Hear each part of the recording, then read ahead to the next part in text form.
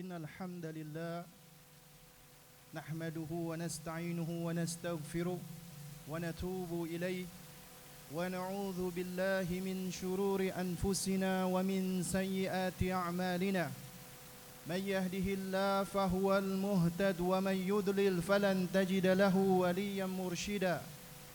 أشهد أن لا إله إلا الله وحده لا شريك له وأشهد أن محمدا عبده ورسوله لا نبي بعده. أما بعد، يا أيها الذين آمنوا اتقوا الله حق تقاته ولا تموتن إلا وأنتم مسلمون. يا أيها الناس اتقوا ربكم الذي خلقكم من نفس واحدة وخلق منها زوجها وبث منهما رجالا كثيرا ونساء. واتقوا الله الذي تساءلون به والأرحام إن الله كان عليكم رقيبا. يا أيها الذين آمنوا اتقوا الله وقولوا قولا سديدا يصلح لكم أعمالكم ويغفر لكم ذنوبكم ومن يطع الله ورسوله فقد فاز فوزا عظيما. أما بعد، فإن أصدق الكلام كلام الله وأحسن الهدى هدى محمد صلى الله عليه وعلى آله وسلم وشر الأمور محدثاتها وكل محدثة بدعة وكل بدعة ضلالة. أما بعد، Ma'asyiral muslimin, sidang Jumat yang dimuliakan Allah Subhanahu wa taala. Alhamdulillah, di siang hari ini Allah Subhanahu wa taala mengizinkan kita semua untuk bersuah dalam rangka untuk melaksanakan ibadah yang istimewa di hari yang istimewa, yakni solat Jum'ah berjamaah di hari Jumat ini. Dan sesungguhnya ini adalah di antara nikmat besar yang Allah Subhanahu wa taala karuniakan untuk kita. Sidang Jumat yang dimuliakan Allah Subhanahu wa taala, di hari ini, yaitu di hari Jumat tanggal 2 Safar 1445 Hijriah yang bertepatan dengan tanggal 18 Agustus 2023. Ini juga di antara hari yang istimewa, hari yang bersejarah. Apabila kita menilik sejarah kita 78 tahun yang lalu, tepatnya di hari Jumat tanggal 9 Ramadan 1364 Hijriah yang bertepatan dengan tanggal 17 Agustus 1945 Masehi, Insinyur Soekarno beliau membacakan proklamasi kemerdekaan Republik Indonesia. Dan ini tentunya adalah karunia yang besar yang Allah Subhanahu wa taala berikan bagi bangsa ini. Karena tentunya kemerdekaan itu adalah cita-cita setiap warga dimanapun mereka berada. Dan kita sebagai hamba Allah Subhanahu wa taala, maka tentunya meyakini bahwasanya kemerdekaan itu bukanlah hanya semata-mata kita terbebas dari penjajahan bangsa lain. Namun lebih daripada itu, kita meyakini bahwasanya yang namanya kemerdekaan itu adalah manakala seorang hamba mereka merdeka, mereka terbebas dari segala hal yang dapat menghalanginya dalam rangka untuk beribadah kepada Allah Subhanahu wa taala. Manakala seorang hamba terbebas dari hal-hal yang dapat menjauhkannya dari jalan menuju kepada Allah Subhanahu wa taala. Dan inilah maksud dan tujuan Allah Subhanahu wa taala menciptakan kita semua, yaitu dalam rangka untuk beribadah hanya kepada Allah Subhanahu wa taala semata. Bukankah Allah Azza wa Jalla berfirman, "Wa ma khalaqtul jinna wal insa illa liya'budun." Dan tidaklah aku ciptakan jin dan manusia melainkan hanya untuk beribadah kepadaku, kepada Allah Subhanahu wa taala. Sidang Jumat yang dimuliakan Allah Subhanahu wa taala. Inilah hakikat dari kemerdekaan yang sesungguhnya, yaitu ketika seorang hamba melepaskan peribadatan, melepaskan ketundukan kecuali hanya kepada penciptanya, Allahu Rabbul Alamin. Dan tentunya kita semua ingin menjadi manusia yang merdeka dengan seutuhnya, hidup tanpa bergantung dengan sesuatu apapun, hidup yang aman dan bebas dari penghambaan dan penjajahan. Setiap orang mereka berani untuk membeli dengan harga mahal kemerdekaan yang hakiki. Karena jika tidak merdeka, berarti setiap saat siap untuk disiksa, dilucuti, dibentak-bentak, diusir, dihina, didiskriminasi, dan bahkan dibunuh. Sidang Jumat yang dimuliakan Allah Subhanahu wa taala. Akan tetapi sungguh ironi, banyak orang yang belum mengetahui hakikat kemerdekaan yang sejati. Meskipun Allah telah mengkaruniakan kita kemerdekaan ini, mereka belum mampu membedakan antara kemerdekaan hakiki dan kemerdekaan semu. Dan ketika kita tidak mengetahui apa itu kemerdekaan hakiki, maka tentunya kita akan masuk terperosok ke dalam kemerdekaan yang palsu. Sidang Jumat yang dimuliakan Allah Subhanahu wa taala. Inilah gambaran di antara sebagian orang. Mereka tidak memahami hakikat dari kemerdekaan yang sebenarnya, sehingga mereka acuh tak acuh. Mereka tidak berusaha untuk memahami apa itu kemerdekaan yang hakiki, dan bahkan mereka tidak mensyukuri kemerdekaan yang Allah Subhanahu wa taala yang berikan ini. Ma'asyiral muslimin, sidang Jumat yang dimuliakan Allah Subhanahu wa taala. Sesungguhnya kemerdekaan hakiki yang dimaksud di dalam agama kita Islam adalah kemerdekaan yang ditunjukkan dengan sikap ketundukan dan kepatuhan hanya kepada Allah, bukan kepada selainnya. Karena merdeka yang hakiki adalah kita menghambakan diri, menghinakan diri secara mutlak kepada Allah Rabbul Alamin yang menciptakan kita, satu-satunya yang berhak untuk disembah. Dan manakala seorang hamba dia menghambakan dirinya kepada selain Allah, dia menyembah kepada selain Allah, maka sejatinya dia belum merdeka. Dan itulah kemerdekaan yang semu dan yang palsu. Karena merdeka adalah terbebas dari segala belenggu penjajahan sesama hamba, dan keluar dari keterpurukan hidup di dunia apalagi di akhirat. Ketika seorang muslim dia terbebas dari penghambaan kepada selain Allah Subhanahu wa taala, dia tunduk dan patuh dengan aturan dan hukum Allah Subhanahu wa taala, maka disitulah letak kemerdekaan yang sejati dan kemerdekaan yang hakiki.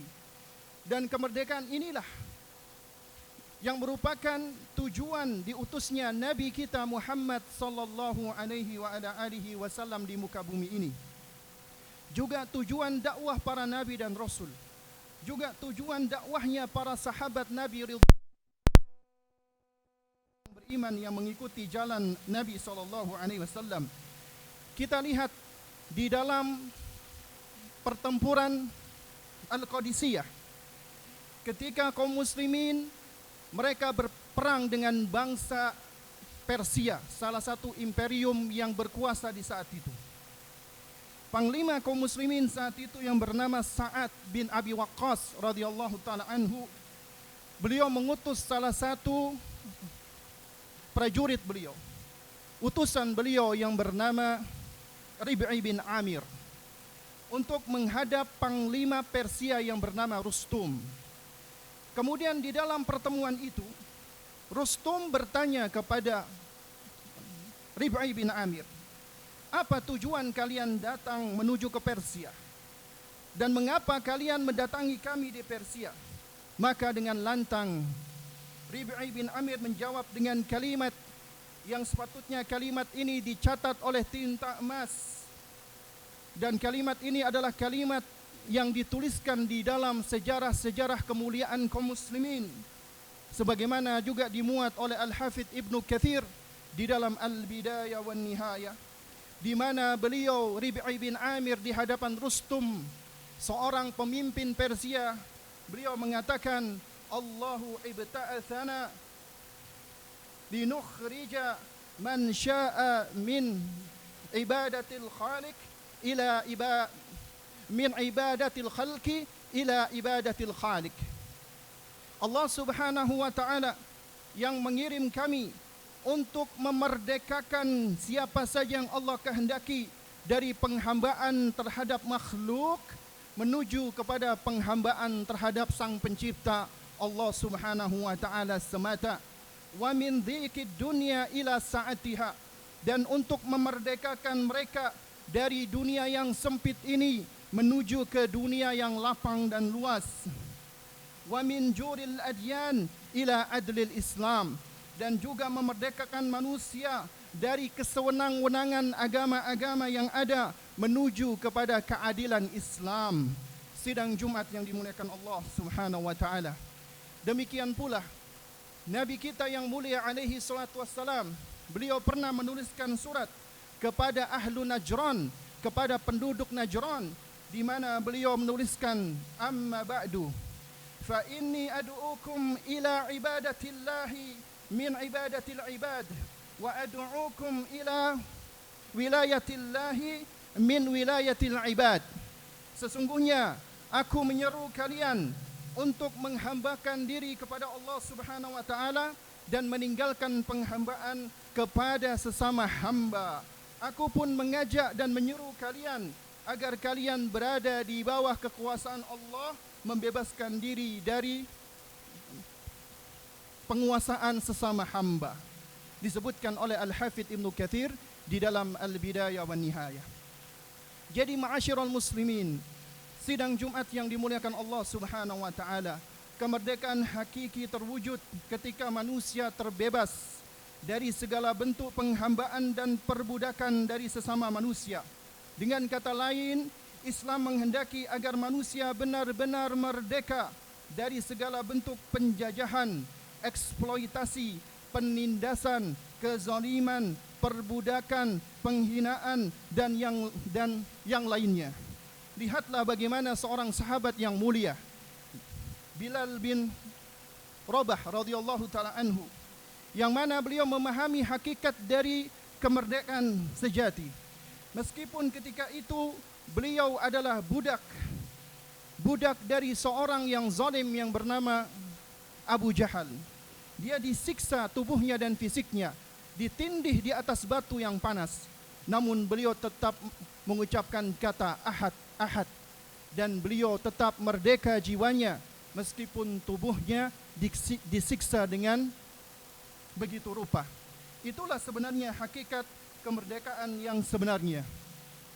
Sidang Jumat yang dimuliakan Allah Subhanahu wa taala, Nabi kita Muhammad sallallahu alaihi wasallam dengan risalah yang beliau emban memiliki misi untuk mengajak manusia kepada kemerdekaan yang paling hakiki, kemerdekaan dari kegelapan menuju kepada cahaya hidayah Allah Subhanahu wa taala, dari kebodohan, dari kejahilan menuju kepada ilmu, dan juga dari kelemahan menuju kepada kuwatul iman dan kuwatul adl, dan kemerdekaan yang menjadi gerbang besar menuju kemenangan di dunia dan di akhirat. Dan inilah adalah gerakan kemerdekaan yang mengilhami seluruh penjuru bumi, bahkan menginspirasi bangsa Eropa untuk beranjak dari gelapnya ketika itu menuju kepada kemajuan.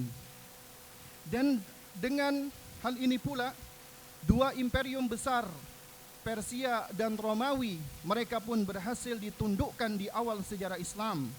Dan kemerdekaan itu tidaklah bisa diraih kecuali dengan kita kembali menghambakan diri kita kepada Allah Subhanahu wa taala. Kita kembali hanya beribadah kepada Allah Subhanahu wa taala. Kita kembali mentauhidkan Allah Subhanahu wa taala. Dan manakala tauhid itu dilupakan, tauhid itu dicampakkan, maka sejatinya kita tak akan mendapatkan kemerdekaan kecuali kemerdekaan yang semu dan palsu, yang hakikatnya adalah keterpurukan dan kehinaan yang akan dialami oleh bangsa ini. Barakallahu li wa lakum fil Qur'anil azim ونفعني وإياكم بما فيه من الآيات وذكر الحكيم وتقبل الله منا ومنكم تلاوته وإنه هو السميع الأليم وأقول قولي هذا فاستغفر الله العظيم إنه هو الغفور الرحيم.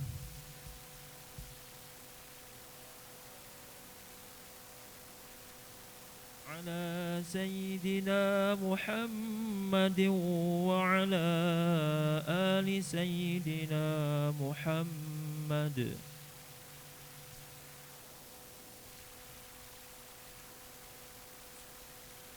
الحمد لله على إحسانه والشكر له على توفيقه وامتنانه وأشهد أن لا إله إلا الله وحده لا شريك له وأشهد أن سيدنا محمدا عبده ورسوله الداعي إلى رضوانه. اللهم صل على سيدنا محمد وعلى آله وأصحابه وسلم تسليما كثيرا. Sidang Jumat yang dimuliakan Allah Subhanahu wa taala, di antara salah satu contoh nyata Allah Subhanahu wa taala mengisahkan di dalam Al-Qur'an yang bisa kita jadikan pelajaran dan ibrah, yaitu kisah Nabi Musa AS bersama dengan Bani Israel. Ketika Nabi Musa AS dengan izin Allah Subhanahu wa taala, beliau sukses memerdekakan kaumnya Bani Israel dari penjajahan dan penyembahan kepada Fir'aun alaihi la'natullah yang mengaku sebagai Rabb ketika itu. Akhirnya Bani Israel pun mereka menghirup kemerdekaan yang sejati, yang hakiki. Setelah sekian lama mereka mengalami penjajahan, mereka diperlakukan dengan diskriminatif dan dipaksa untuk menyembah Fir'aun alaihi la'natullah. Di dalam Al-Quran, kisah Nabi Musa AS dengan Bani Israel ini Allah abadikan sebagaimana di dalam firman-Nya surat Al-Maidah ayat 20 dan 21. Allah Subhanahu wa taala berfirman, "Wa idh qala Musa liqaumihi," dan ingatlah ketika Musa berkata kepada kaumnya, "Ya qaumi, udhkuru ni'matallahi 'alaikum." Wahai kaumku, ingatlah nikmat Allah Subhanahu wa taala yang Allah berikan atas kalian. Idh ja'ala fikum anbiya'a, yaitu Allah mengangkat nabi-nabi di tengah-tengah kalian. Wa ja'alakum mulukan, dan Allah juga berikan kepada kalian mulukan, yaitu orang-orang yang terbebas, orang-orang yang merdeka. Wa atakum ma lam yu'ti ahadan minal alamin, dan Allah berikan kepada kalian sesuatu yang belum pernah Allah berikan kepada yang lainnya dari umat-umat sebelumnya. Ya qaumi udkhulul arda al-muqaddasah allati kataballahu lakum.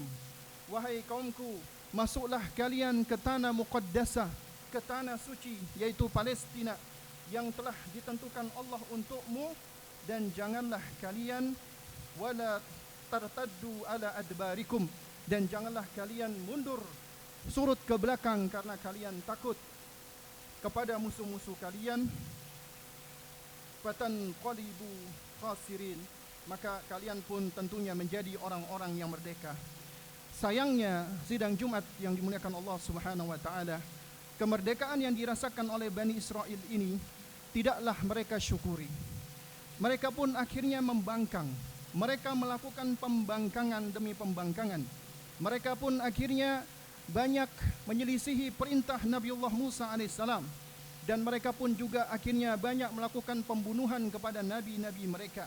Mereka berkhianat dan mereka menyembah patung anak sapi, dan khianat inilah sikap yang kemudian menyebabkan kemerdekaan yang mereka miliki akhirnya menjadi sia-sia belaka. Mereka mengganti kemerdekaan yang hakiki dengan kesesatan dan keterpurukan dan laknat dari Allah dan kemurkaan dari Allah lantaran kesombongan dan pembangkangan mereka. Karena itulah Allah Subhanahu wa taala murka kepada mereka. Allah melaknati mereka. Allah sebutkan mereka sebagai al-maghdub alaihim, yaitu mereka orang-orang yang dimurkai oleh Allah Subhanahu wa taala di dunia dan di akhirat. Inilah akibat yang akan menimpa apabila hamba-hamba Allah Subhanahu wa taala tidak mensyukuri kemerdekaan atau karunia dan nikmat yang Allah berikan, dengan tidak mentauhidkan Allah Subhanahu wa taala, malah surut, membangkang dan durhaka dan menyekutukan Allah Subhanahu wa taala. Dan untuk itulah hendaknya kita berupaya untuk senantiasa menjaga kemerdekaan ini dengan kemerdekaan yang hakiki, kemerdekaan yang sejati, yaitu dengan cara kita senantiasa menundukkan diri kita. Kita hanya beribadah kepada Allah Subhanahu wa taala. Kita jadikan semua aktivitas kita di dunia ini adalah untuk mencari balasan dari Allah Subhanahu wa taala. Kita lakukan untuk mengharapkan surganya Allah Subhanahu wa taala. Insyaallah taala apa yang kita upayakan, apa yang kita usahakan dari pekerjaan-pekerjaan kita, manakala itu lillah, insyaallah akan bernilai ibadah dan itu semua akan mendatangkan barakah. Sidang Jumat yang dimuliakan Allah Subhanahu wa taala, innallaha wa malaikatahu yusalluna 'alan nabi ya ayyuhalladzina amanu sallu 'alaihi wa sallimu taslima. Allahumma salli ala Muhammad wa ala ali Muhammad kama sallaita ala Ibrahim wa ala ali Ibrahim wa barik ala Muhammad wa ala ali Muhammad kama barakta ala Ibrahim wa ala ali Ibrahim innaka Hamidum Majid. Allahumma ighfir lil muslimina wal muslimat wal mu'minina wal mu'minat al ahya minhum wal amwat innaka sami'un qaribun mujibud da'awat. Allahumma a'izzal Islam wal muslimin wa adillal syirka wal musyrikin وانصر عبادك الموحدين وانصر من نصر الدين واخذل من خذل المسلمين ودمر أعداء الدين وأعل كلمتك إلى يوم الدين.